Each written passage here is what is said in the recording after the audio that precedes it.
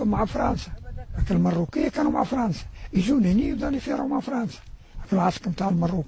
والله ساعة الفرنسيين يفكونا من المروك. انا منهم هركت على العسكر، والله المروك يضرب فيا، المثل الفرنسيس يقول له اخطا اخطا، الفرنسيس تبغي عليه والمروكي يضرب فيا. المروكي يضرب فيك، جاي مع الجيش الفرنسي يخدم مع الجيش الفرنسي. اي هو يضرب فيه، هو قال واي قالت هو اخطاني. يعني فرنساوي، الفرنساوي يحن عليا والمروكي ما يحنش علي. والمروكي هذا يخدم مع الجيش الفرنسي ولا مع فرنسا وضربني المروكي المثل عليه الفرنساوي قال واي قالت والله ضربني في الجبل هي عاجل يسرح بالساعي، لحقوني للجبل وضربوني. هذا الجيش الفرنسي اي يخدم في صفوفهم المغاربه، يسهلوا فيه تمسوا ورقه ثم ما تميش. الجزائري ما تميش، هو ضربني هما يسالوا فيك على الثوار الجزائريين، انت تونسي لهنا في الوسلاتيه في القروان، جاوك خلطت عليك الجيش الفرنسي معاهم في صفوفهم جيش مروك، يسالوك على الجزائريه.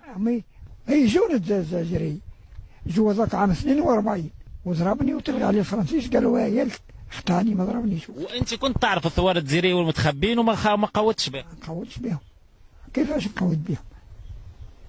والمروكي ضربك؟ والله المروكي ضربني والفرنساوي حن عليه وقال وايلت اخطاه باش اخطاني. ولا